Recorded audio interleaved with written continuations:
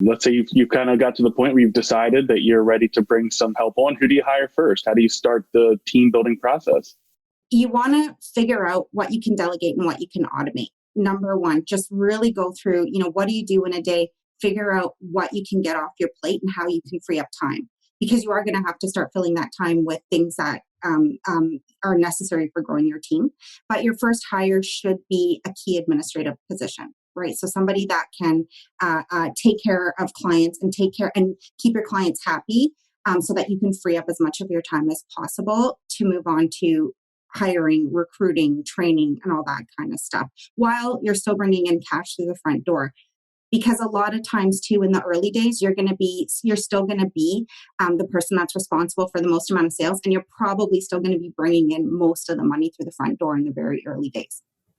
Do you think that the team leader, the person that you're building the team, should you ever leave the sale, or should you always be involved in the sale?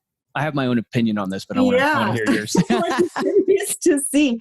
I think that's also a question of philosophy and how you want to set up your business and how you want to set up your life and live your life. From a personal perspective, I think getting out of production should be the goal. So for me, the team was like the next evolution up. And then, and now it's like, okay, well, who else can I help? What else can I do if I'm not in the trenches and I'm not in production every day? I love that answer. Yeah, it's the hardest thing to ultimately let go, in my opinion. But to arrive as the business owner, you have to be able to delegate out the sale.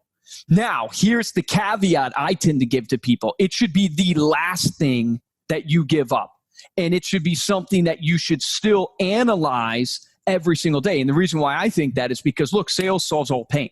Meaning you can have problems in operations, you can have problems in marketing, you can have problems throughout your whole team.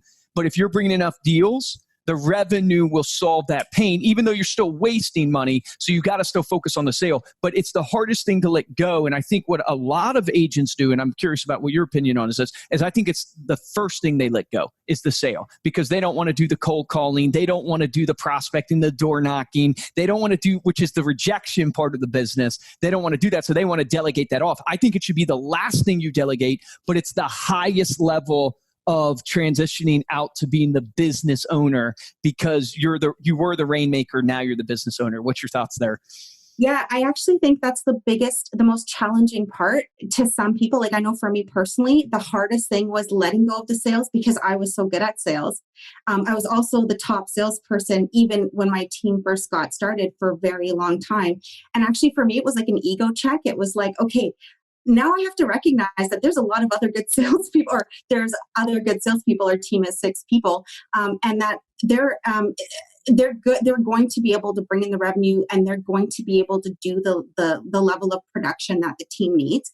So it was funny, because for me, the team came to me and was like, "We got this. Like, we're really good at this now, and like, you can go ahead and focus on other things."